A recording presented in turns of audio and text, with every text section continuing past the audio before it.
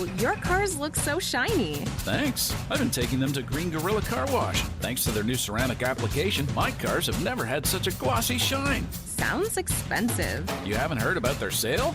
Right now, their Jungle membership with ceramic coating is half off for every vehicle. Instead of $30 per month, I'm only paying $14.99 from now until September. That's such a great price. I know, and my half-price membership is good at both Green Gorilla locations in the Valley. I better head to Green Gorilla now. Jessup Insurance would like to invite you to attend a friendly, no-pressure, no-cost educational Medicare 101 meeting Wednesday, June 15. Get to know Jessup Insurance as they guide you through Medicare, simplifying the entire process, all while enjoying a yummy dessert. Wednesday, 7 p.m., June 15th at Jessup Insurance. Call 213-3200 to reserve a seat or drop by for more information. Jessup Insurance and Retirement Services. Let us guide you. News Talk KVNU.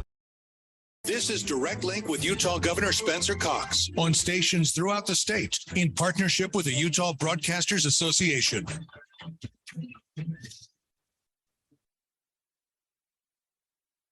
Well, good evening and welcome to Direct Link with Governor Spencer Cox. Now tonight, a little change up for you.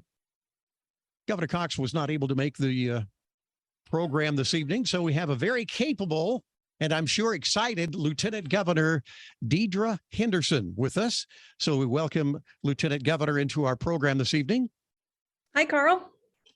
Good to have you. My name is Carl Lamar. I'm with Canyon Media here in St. George, Utah, broadcasting live from the studios of St. George News Radio, KZNU. And we're being carried by local stations throughout rural Utah. And we are excited to be here with you this evening. The Direct Link program is a brainchild of the Utah Broadcasters Association, of course, in cooperation with those stations that want to be able to get information out on the governor's end to rural Utah. Now, the number to call this evening, you can call and ask Lieutenant Governor Henderson your questions. The number is 888-673-1450. Let me say that toll-free number once again. That is 888-673-1450. And as soon as we get a caller, we'll put them on. But for right now, let's welcome the Lieutenant Governor once again into the program. And let me start out by asking Lieutenant Governor Henderson, first of all, help us with your position, what responsibilities you have. How did you get into this? Why did you get into this? Go ahead. Well, thanks, Carl. I really appreciate the opportunity to fill in for the governor tonight. I never aspired, I guess, to be lieutenant governor. I don't know that anybody ever does. I spent 8 years in the Utah State Senate. I was elected in 2012. And then in 2020, I was running for my third term in the Senate when then Lieutenant Governor Spencer Cox, who was running for governor, asked me to join him as his running mate. So I decided to jump ship from the legislature and head over to the other branch, another branch of government, and I joined his ticket, and we were elected in the fall of 2020. Lieutenant governor is kind of like a vice governor, I guess. I'm second in command. I am there to help the governor to do what the governor asks, but I also have some statutory duties. And the biggest one of those is I am the chief election officer of the state of Utah. And we are in the middle of an election right now, a primary election, as I'm sure many of your listeners know. And hopefully they've all got their ballots and they are all voting.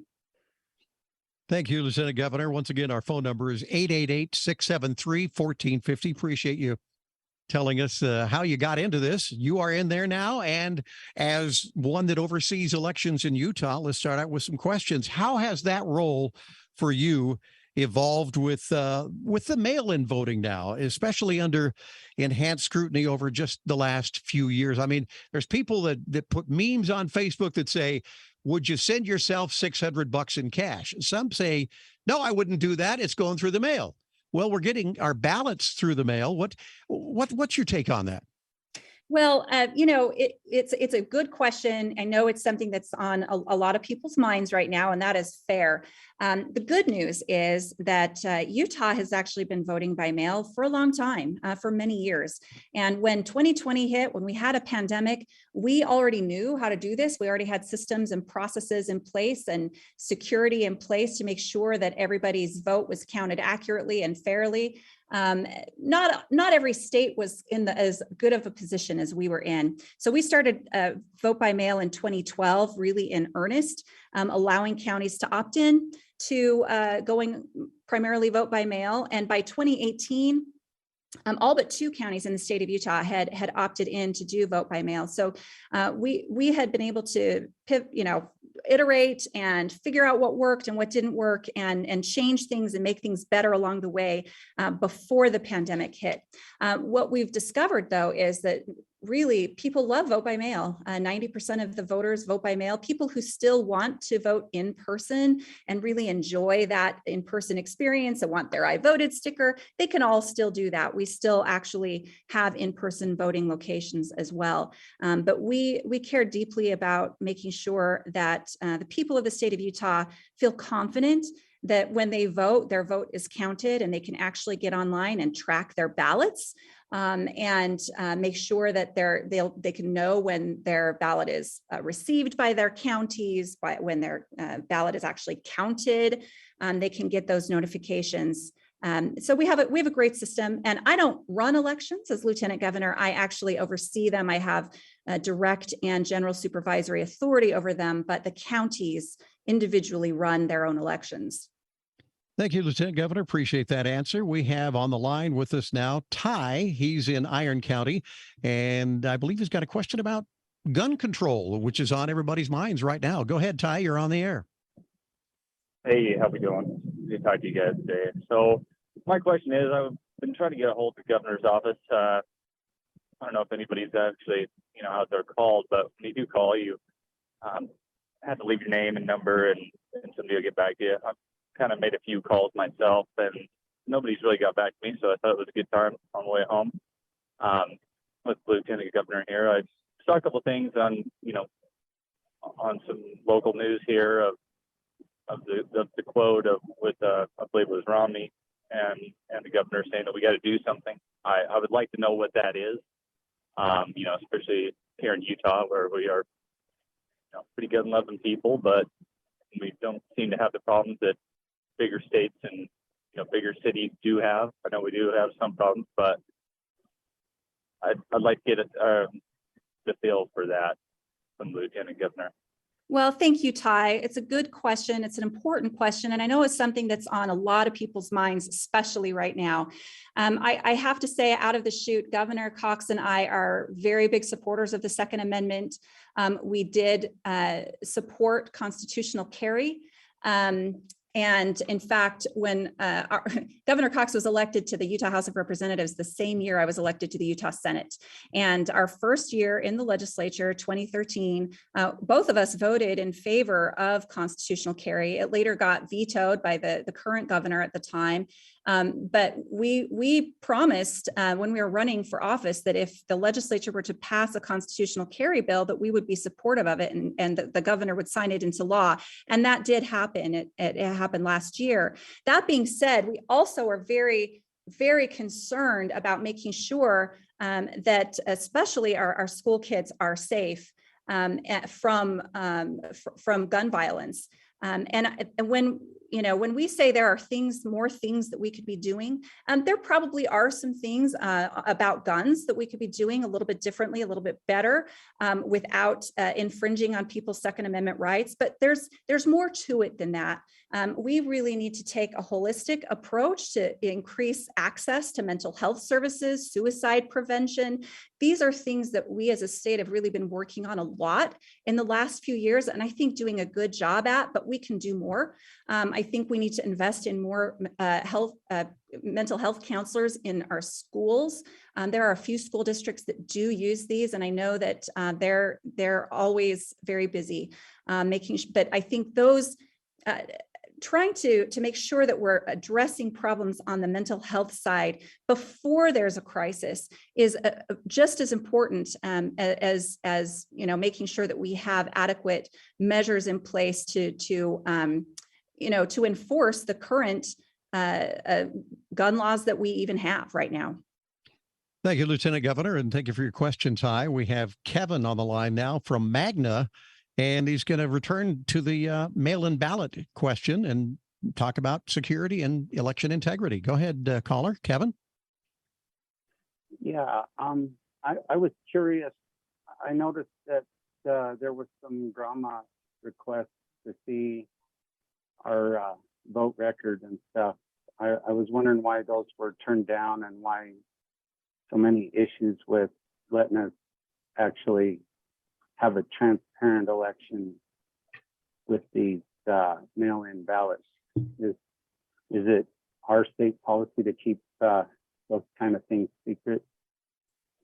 Thank you, Kevin. It's a really good question. And there is, a lot of talk about this right now. Yes, so my job is to make sure that we're upholding and implementing state law. I don't get to just make stuff up, and neither do the county clerks. We have to abide by the law. And when we get grandma requests, we fulfill all of the grandma requests that we're required to by law, and we protect the information that we're required by law to protect. And the reason that we're required to protect certain types of information is simply because, we want people to know that their ballots are secret, that in order to maintain the integrity of an election and election results, we can't have people, digging through those records. But most of all, the state law requires that once an election is over, those records, the election returns, all get sealed and cannot be destroyed. They have to be destroyed without opening or examining them after 22 months. And that's state law. So we try to make sure that we have processes in place to uphold the law. We do have a very transparent election system. The audits that are conducted are open to the public. I encourage you to reach out to your county clerks and find out when they're doing those audits and be there to watch. You can be there to watch when the ballots are counted and the envelopes are processed. You could actually call your county clerk and ask them for a tour of their election office, and the county clerks would be happy to conduct those tours, and they do on a regular basis, to make sure that the public understands what the processes are that we have in place, how signatures are verified, how the chain of custody for ballots is maintained. All of those processes are in place, and they're all open to the public. And we want the public to come and see what happens during an election. We want the public to have confidence that their ballots are being counted and counted fairly and accurately. And we also want the public to have confidence that election officials are upholding the law. If the public doesn't like the law, there is a process to change the law. But I think that the key is that there's a process, and we are a nation of laws, and we are a state of laws, and we need to uphold those and honor them. And when we don't like them, we can change the law. Thank you, Lieutenant Governor, and thanks, Kevin, for that question. St. George News has come up with a couple of questions here to fill in. Again, the toll-free number, if you'd like to talk to the Lieutenant Governor, ask your question, is 888-673-1450. Once again, that's 888-673-1450.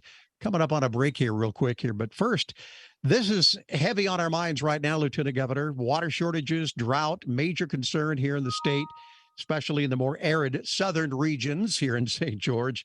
What is the governor's office doing to secure water rights for the state? Well, it is a good question. It's a very important question. And, we're in one of the worst droughts, the worst drought in the history of our state. And we've done a lot. We've got a lot more that we need to do. And what we're trying to make sure that we do is not only work on water development and storage, but make sure that we're working toward water conservation efforts. Just this last legislative session, we passed a lot of probably the most in the history of the state, the the most water-related legislation in our state's history. We've funding for water metering, secondary water metering. We've got funding for flipping park strips, using more water-wise measures. We invested a lot of money into the Great Salt Lake. We've got a lot more that we need to do. But as we work toward getting through this drought, we've got to look to the future. We've got to make sure that we're doing what the people who came before us did, and really investing in our water infrastructure, but also investing in making sure that people understand how important it is to conserve water right now. Every single drop of water matters at this point. Thank you, Lieutenant Governor. You're listening once again to Direct Link. Tonight we have Lieutenant Governor Deidre Henderson with us. Governor Cox was not able to make this one, but we want to remind you can call in your questions on our toll-free number at 888-673-1450. That's 888-673-1450. Other stations online, we're going to be taking a 2-minute break here, and that's coming up in 5 seconds from now. Thank you for being with us tonight on Direct Link. The temperature's warmer, and here at Alpine Home Medical, we couldn't be happier to serve you as we mark our 25th anniversary this spring. Hi, I'm Jay Broadbent, and I want to thank you for being the best customers over the last 25 years. We couldn't have done it without you. If you've shopped with us before, thank you. If not, we want to make sure that we're your one-stop shop for all your home medical needs. You'll find the most selection and best quality products. Check out our power scooters for better freedom to help you move around and get you where you need to go easier. With compression socks, CPAP supplies, and incontinence products, our resupply team ships discreetly to your home where you need it, when you need it. You get it all in unmarked boxes to protect your privacy. Alpine Home Medical has 10 locations across Utah and southern Idaho to serve you. Visit us online at alpinehomemedical.com. Alpine Home Medical, we bring wellness home. That's alpinehomemedical.com.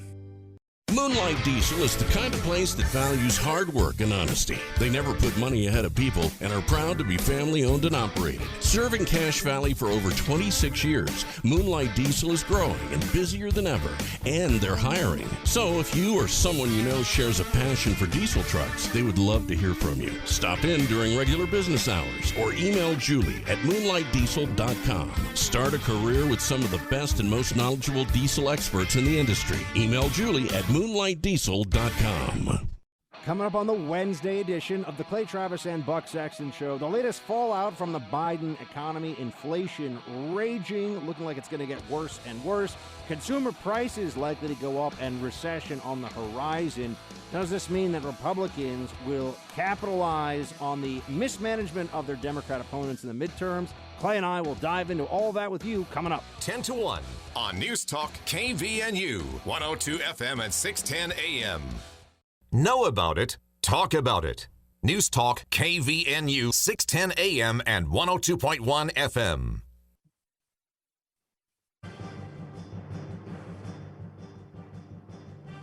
Good evening once again from St. George, Utah.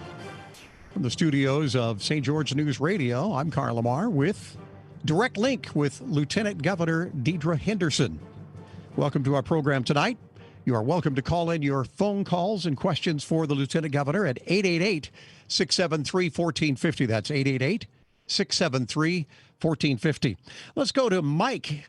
And Mike is in Washington County, has a question about criminal justice reform and other things related to it. Mike, you're on the line. Go ahead with your question. Thank you. Just my understanding is that violent crime is kind of increasing in the country. I don't know. I'm sharing that anecdotally. But I don't know what the stats are in Utah. But with that in mind, I have some concerns with some of the legislation that's occurred within the state in the past, I'm guessing past decade. Also knowing that our population is increasing, yet the new prison that we're building will actually have less capacity than the one that it's replacing. I know a lot of people just have some concerns about that. And so I'm wondering what the governor's office and the lieutenant governor's office's position is on some of that criminal justice reform that seems to be more in favor of criminals, more pro-criminal, less incarceration. I just wonder what their views are on that. Well, thank you, Mike. I appreciate you calling in and asking that important question. You're right. Violent crime has increased in the United States and in Utah.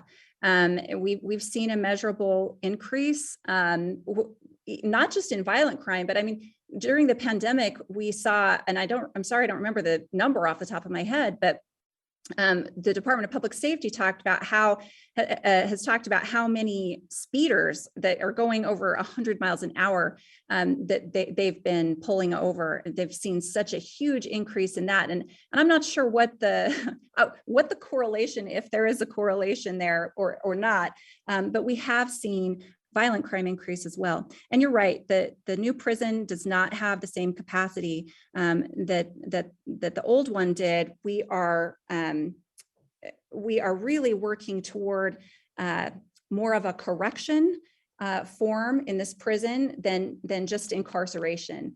We want to bring corrections back to corrections, I guess. We want to make sure that people are getting the help that they need if they're not violent offenders. We did implement justice reinvestment back, I think it was in 2015. The problem that we had with that was we didn't fully fund it. We made the policies without building the infrastructure in terms of the resources that were necessary to fully implement that program. So there have been some concerning trends there, and I know that there is a working group working on and looking at continued reforms there. Or I don't think we would ever go back to just the way it was before, but we certainly can do things better and will be doing things better. Thank you, Lieutenant Governor, and thank you for your question, Mike. We have Don with us now from Washington City. A question about the voter registration system. Go ahead, Don. Hey, thanks for taking my call. I'm concerned about Utah still using the EPIC, EPIC voter registration system. A number of states have determined that this system is not acceptable.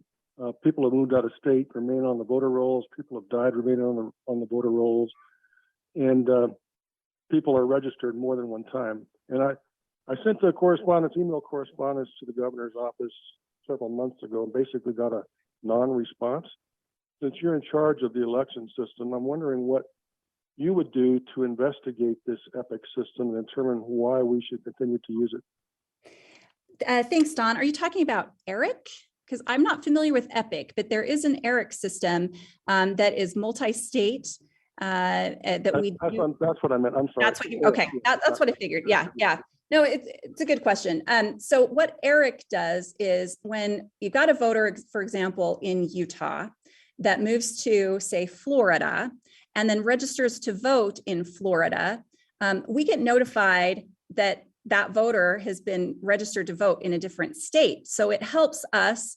They don't have access to our voter rolls. We just get encrypted information that we can then use to clean up our own voter rolls, so that and likewise, if someone moves into our state and the state that they came from participates in ERIC, they would get notifications. So we don't have people voting in multiple states, which is illegal, but I guess it does happen. It can happen. So ERIC is actually a really important tool that we have. And there are not every state, I believe there's 30 states that participate. States like New York and California and Illinois do not participate in ERIC. But the states that do, it's really beneficial so that we can make sure that we have clean voter rolls, because voter roll maintenance is something that's incredibly important to us. It's also very important for vote by mail states to make sure that we have clean voter rolls.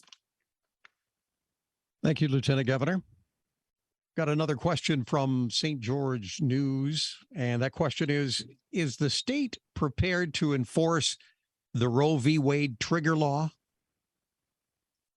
Yeah, I mean, the Roe v. Wade trigger law comes into play if Roe v. Wade is ever overturned. Yes, we would move to that, but there's not really necessarily an enforcement provision, so to speak, in the law. I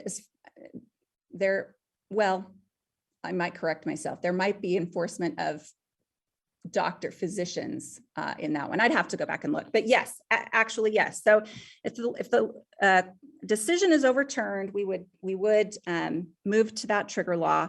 And of course, unless the legislature changed the law, we would enforce that. Currently, right now, I believe that's the Department of Health really that works on that sort of enforcement, but yes, we would enforce it. Do you care to give us a prediction on that? What the Supreme Court will do? We know we have a memo that was released, a secret memo, but what are your thoughts on that? Do you think it's going to be banned? Roe versus Wade, is it going to be struck down? I don't know. Based on that memo, it looks like there's a good possibility. I will say about that memo that was a really unfortunate thing to happen. Right now, there's a lot of mistrust in our government institutions, and to have that sort of a breach of trust, that sort of leak in the Supreme Court was pretty shocking. No matter who did it or what their motivations were, it was a pretty terrible thing to do that really, I think, violated a lot of people's trust. So I'm not going to comment any further on the leak itself or that leaked document. I will wait and make my comments when we have something official that comes from the courts. Thank you, Lieutenant Governor. One of our callers did not want to get on the air, but was curious about a specific question regarding water. The question was, would there be more investment in additional infrastructure and possibly other programs to save water and water usage than we have currently? Would anything more efficiently down the line? Well, yeah, it's a good question. We've invested a lot of money, about $500 million this past legislative session. It was appropriated for conservation programs. We are offering rebates for smart irrigation controllers. We're offering a statewide turf buyback program, a rebate program for that. There are a lot of things that we're doing. We appropriated a whole bunch of money for the installation of secondary water meters. About a third of our residential connections throughout the state use secondary water. And the majority of these, shocking as it just seems not very intuitive, that a majority of these are not metered. And I know that there are some concerns with metering. I know that down in St. George, for example, there were some of the water district down there has expressed some concern about the logistics of that. And I think that those are challenges that we can overcome. But we have invested a lot of money now in conservation projects, and we need to do more. We also need to develop our water. We need to make sure that we are we've got the reservoir capabilities that we need. Let me address that same area with another question. The Lake Powell pipeline situation. What is your stance on that water project? How do you feel about that one? Well, we are, of course, very supportive of anything that's going to help us utilize our water resources in the best possible way. We're trying to, of course, address that and figure out what that looks like right now, making sure that we protect taxpayer money at the same time as we, ensure that our water is being used properly, and our resources are developed. It's hard to kind of go down that road right now when we're in such a terrible drought. So, but those issues are definitely on the table. Thank you, Lieutenant Governor. We're up against a break here. We're going to take another caller real quick. Mike Dexter from Washington County has a question about school resource officers. Go ahead, Mike. Hey, just addressing the issue with the Second Amendment. I've got friends and family that are teachers, and I myself carry. Just wondering, are you guys considering school resource officers? Preferably, in my line of thought is like these retired veterans, people who have been in the line of fire, who aren't afraid of going into that kind of situation, who won't hesitate, and people who can get a feel for the temperature, the attitudes of the kids, or the personalities of the kids who might be susceptible to that kind of stuff. Well, the answer, Mike, is yeah. We're considering all of the above. These are early conversations. I mean, it's not that these are not new conversations. These are conversations that we've been having for a lot of years, but I think that we're having them now with some renewed vigor, and looking at different ways that we can make sure that our school children especially are protected. You just hate to think that you live in a time where you have to worry about this in schools. Schools should be a place where kids can go and learn and be completely secure in the knowledge of their safety. Unfortunately, that is not necessarily the case right now, but we have been working really hard on mental health resources for school kids. We've got the Safe UT app that is a valuable tool and has been used many times over the past few years, and has saved lives. And has alerted authorities to potential problems that might be developing, and has also been used as a resource that kids can use for themselves. So we are working on an all of the above approach when it comes to the discussion. And more of these discussions will be had in the coming months as we gear up for the next legislative session. Thank you, Lieutenant Governor. We're up against a break here. We do have a couple of callers ready to go. I apologize. We do need to take a quick break here. So you are listening once again to Direct Link with Lieutenant Governor Deidre Henderson. Back in 4 minutes.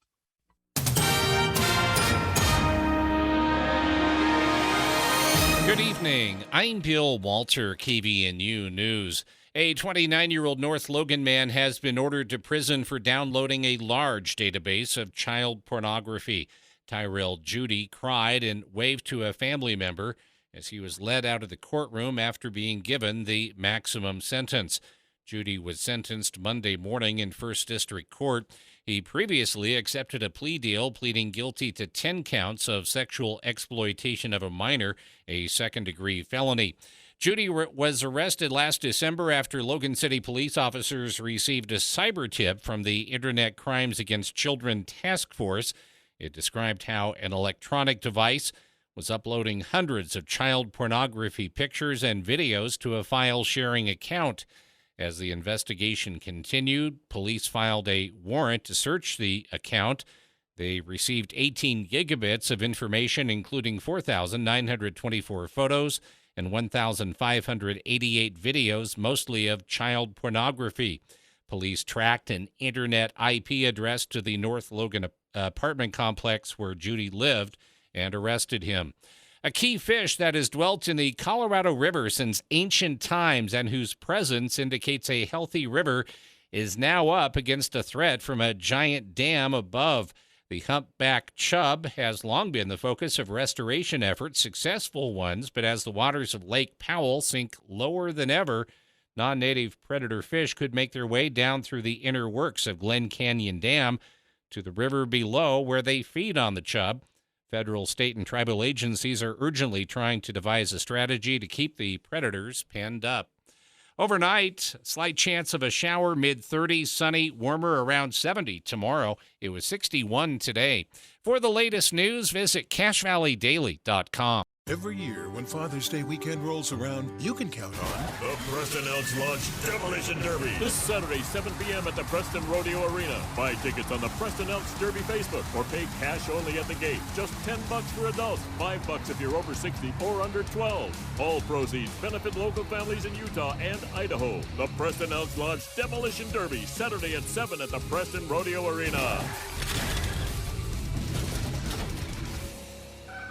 This is Jay from Daryl's Appliance. I have been servicing, selling, and installing appliances for over 40 years. We have been a locally owned and operated family business since 1970. Daryl's offers you the most experienced service team in northern Utah and southern Idaho. Keep it simple with a one-stop appliance shop with service, sales, parts, and warranty needs all in one place. Our huge parts department has the right part when you need it. Remember, shop local for the best priced appliances and quality service in the business. Daryl's West on Airport Road.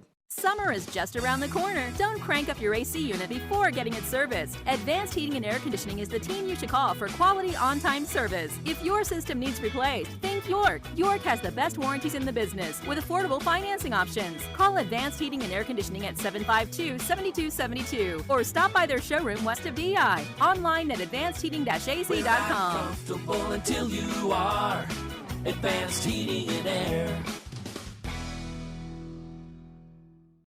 Hi, I'm Smokey Bear, and I made an assistant to help you prevent wildfires. Dude, I've got this. I've been camping since I was 5 years old. But I am a camping influencer. You know what? I'll bet you $5. Assistant Smokey, what is the best way to put out a campfire? To put out a campfire, drown with water, stir, drown again. Then make sure the fire is out cold by feeling with the back of your hand. Wait, really? I'll take the $5. Learn more at smokeybear.com. Brought to you by the U.S. Forest Service, your state forester, and the Ad Council. The latest news 24/7. News Talk KVNU 610 AM and 102.1 FM. Tonight we have Lieutenant Governor Deidre Henderson. Instead of Governor Cox, he was not able to make our show this evening. We do want to remind local callers to St. George News Radio that you do need to call the toll-free number. Our local number is not available right now for our call screener. So if you are local to the Washington County area, please call our toll-free number, and that is 888-673-1450. Once again, 888-673-1450.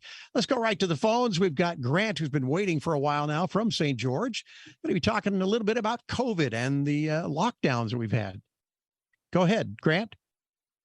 Okay. I was just wondering, the COVID is the example that, that there were governmental lockdowns of private property, which hitherto was unimaginable as an American citizen. So the real question, that's just the example. The real question is, what are the ethical boundaries that we can count on the government never crossing? Because if we're going to have faith in our institutions, we have to know what is the limit of the institution. In this case, of the COVID case, it was functionally the destruction of private property by the government of law-abiding citizens. What is the boundary or boundaries that should never be crossed in Utah, according to you?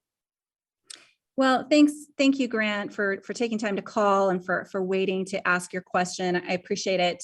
I can tell you feel very strongly about this issue, as do a lot of people, as do I.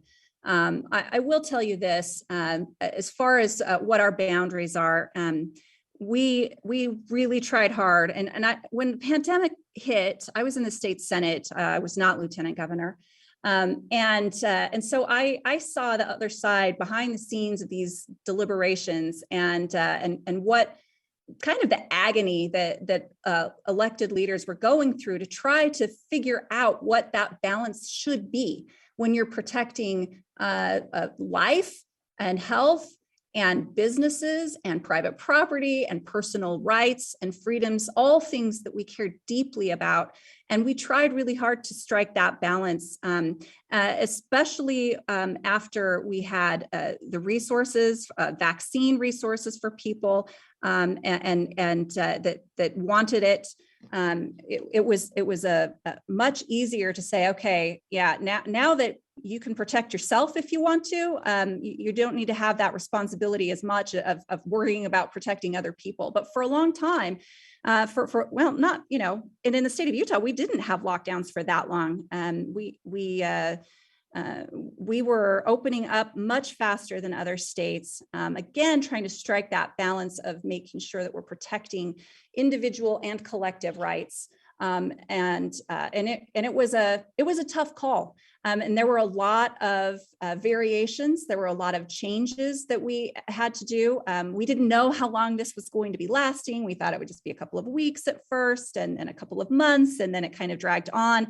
And we realized, we've got to get to what we're calling now the steady state. We've got to make sure that we can handle emergencies when they happen, but that government can and will act appropriately. I was instrumental in helping draft the legislation last year that came out of the Senate. Senator Evan Vickers was the sponsor of it, that limited or put some parameters around the executive branch's ability to declare emergencies, so that they couldn't go on indefinitely, and there had to be that legislative buy-in, because legislators they're the boots on the ground. They're the closest to the people. They understand best what the citizens in their areas that they're elected to represent, what they want, and so we really did try to strike that balance. I know that not everybody agrees that we always got it right. I get that. But I will say we did have a study that just came out fairly recently, a month or so ago, that showed that Utah came out of the pandemic with the best response. We had our kids in school when it came to education. We had our kids in school the most. We did best there. We did best in the economy, making sure that we were protecting our businesses, allowing our businesses to make sure they could be open when they were shut down almost everywhere else in the country, many other places. And when it came to our death rates, that we had the lowest death rates. And this was not even close. We were by far had the best pandemic response, according to this study, out of any other state in the nation. So we did the best we could. And we always want to make sure that we're striking that balance of rights. And we value and revere individual rights as well as our collective rights as society. Thank you, Lieutenant Governor, and thank you, Grant, for that question. Once again, we're with Lieutenant Governor Deidre Henderson, and this is Direct Link.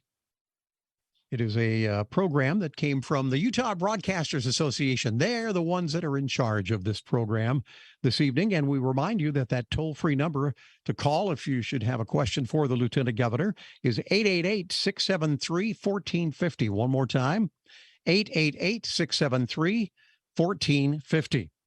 Lieutenant Governor, would the state cooperate with any potential federal gun control legislation if it goes against state law? Well, there's this little thing called the Constitution that all elected officials in the state have taken an oath to uphold. And in that Constitution, there is the supremacy clause that says that federal law trumps state law. So yes, we would uphold that the law. That being said, I think that we could do a better job, states can do a better job of trying to influence the outcome of federal legislation. We have elected representatives that represent our state in the House, in the U.S. House and the U.S. Senate. We could be working with our state or our federal legislators to make sure that they are reflecting the will of the people in their votes and in their influence in the creation of federal legislation.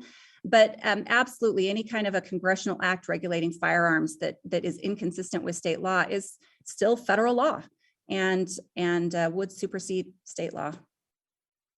Thank you, Lieutenant Governor. Does your opinion differ from Governor Cox's position on HB 11? That's the trans athletes legislation. Do you plan to negotiate with the state legislature to address your concerns with that bill, HB 11? Well, the governor and I were both on the same page as in this regard. We both absolutely believe that we need to protect girls' sports. There is no question. We also believe that where that law ended up, where that bill ended up, especially at the last minute on the last night of the legislative session, was bad. It was a bad bill. We had been working for a year on a compromise that would have protected girls' sports and not unfairly targeted a tiny number of kids and vulnerable kids. And so to have it kind of go down the way it did, the very last second on the last night of the session, with a bill that not only was there no public input on what they did, but there was no, they had to, it was really bad law.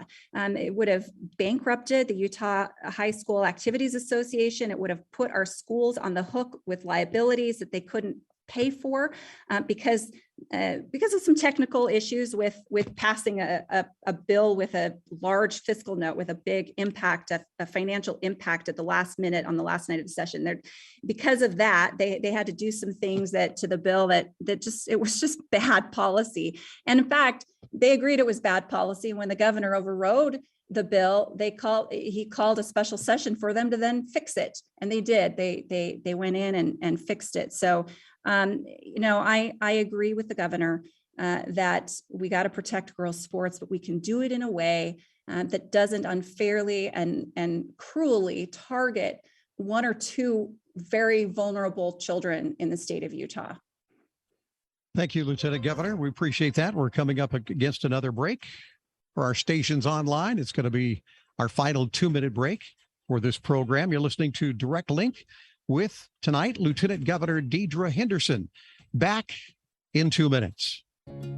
What makes essential workers essential? We build safe roads for you to drive on. We harvest fresh produce for your families to eat. We help you heal when you're sick. We get you where you need to go. We keep where you work and live clean and safe. We make sure you get what you need to make your household work. You're the essential workers who help our nation run. You're in every city, town, and corner of our country, and you come from all over the globe. And you have essential protections under the law. I'm Marty Walsh. The Wage and Hour Division at the Department of Labor helps ensure you receive the essential protections you deserve. If you have questions about your pay or about your job protection during an illness, visit our website or call 866-4US-WAGE. That's 866-487-9243. We can provide help in more than 200 languages. Brought to you by the United States Department of Labor. Reach the Sheriff's Department Civil Processing Division. Please hold while your call is transferred to Sergeant David Chapman. Get me record. This is Sheriff Chad Jensen. Fraudulent phone calls similar to this one have been received by many citizens in Cache County. The most common scams are asking for payment over the phone because of a lawsuit, civil bench warrant, or to post bail for a family member who has supposedly been arrested.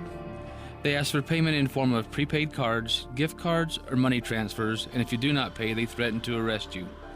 The Sheriff's Office does not take payment or ask for personal information over the phone. These types of scams often use internet phone numbers which are nearly impossible to track. If you receive a phone call of this nature, do not give out any personal information and hang up. Be cautious about the information you give out over the phone to make sure you are not the next victim of a scam. You're listening to Direct Link here on News Talk KVNU. This reminder this evening from the Cache GOP, the Glenn Beck appearance tonight is at Ridgeline High School in Millville. Just that reminder from the GOP. And once again, broadcasting live from St. George, Utah, the studios of St. George News Radio. We are with many stations in rural Utah with our Direct Link program tonight with Lieutenant Governor Deidre Henderson. And Lieutenant Governor, I've got another question for you. This one about another thing that's troubling Utah, I'm sure, and probably many states as well. What is Utah doing right now to try to stem the massive influx of illegal drugs coming into the state from the border in southern Utah, especially fentanyl? That's a terrible drug. Well, that's a good question. It's important. And it's something that's a grave concern to us, especially as we've seen this increase in crime lately. We actually have troopers statewide that are trained to identify and investigate when they see this kind of criminal behavior on our highways. We've got officers who are conducting traffic stops and investigations regarding this, interdiction and enforcement of drugs and narcotics. We've actually taken a lot of drugs off the roads drugs and guns that they've seized in the past couple of years. That we've taken off a bunch of fentanyl powder and pills, guns, heroin, marijuana, raw marijuana, methamphetamines.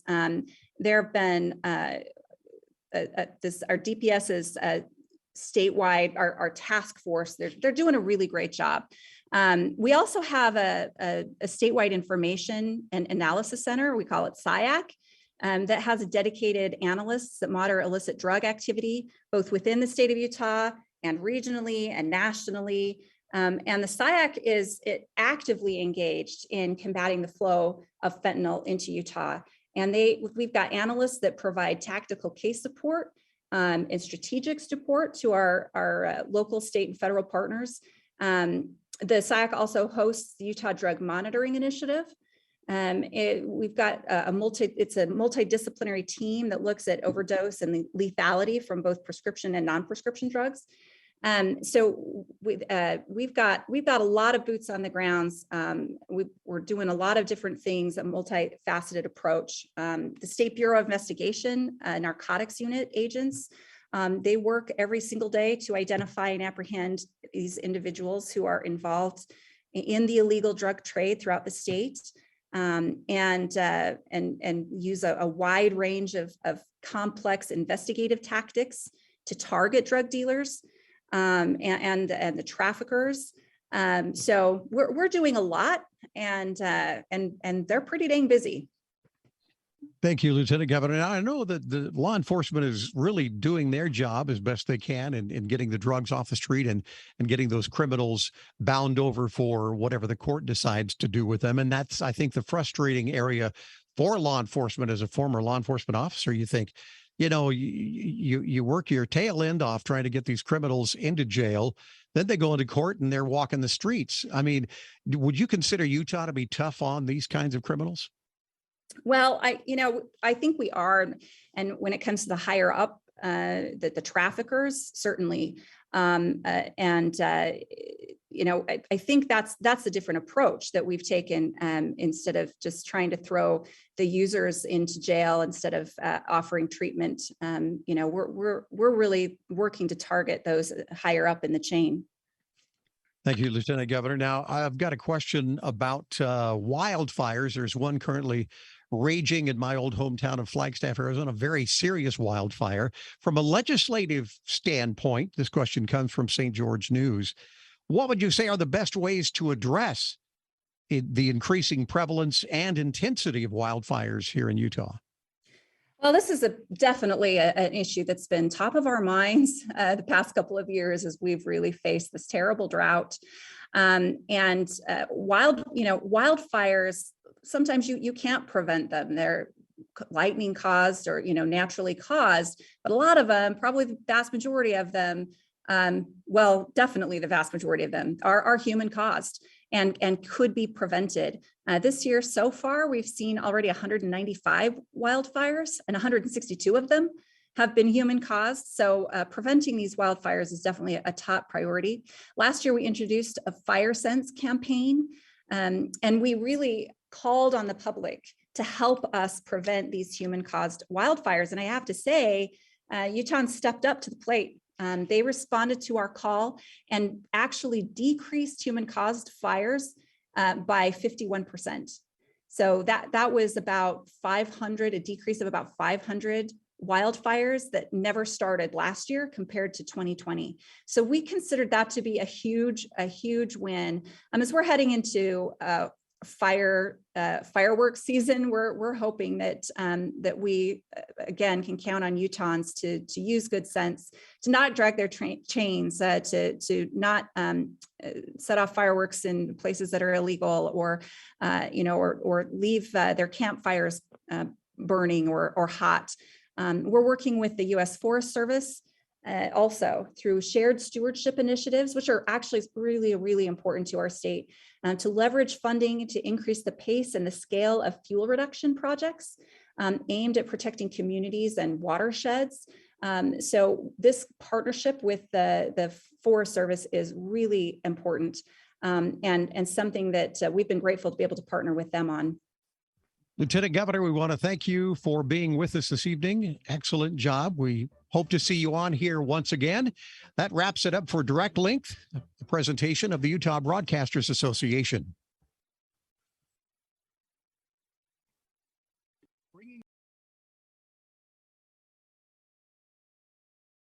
Work, school, grocery shopping, doctor's appointments, the gym, to the airport to pick up loved ones, to the kids' soccer games, piano lessons, out for movie night, to hear your favorite band in the city, over to Grandma and Grandpa's house, and on last year's amazing road trip. Your vehicle takes you so many places. Protect it. When you leave your vehicle, remember to always take your keys or key fob with you and lock the doors. If you suspect auto theft, contact the National Insurance Crime Bureau at 1-800-TEL-NICB. That's 1-800-TEL-NICB, or visit our website at www.nicb.org. A public service message from the National Insurance Crime Bureau. And this reminder from the Cache GOP, again, the Glenn Beck appearance tonight is at Ridgeline High School in Millville. As our world changes, we're with you. News Talk KVNU Logan, 102 FM, 610 AM, the voice of Northern Utah.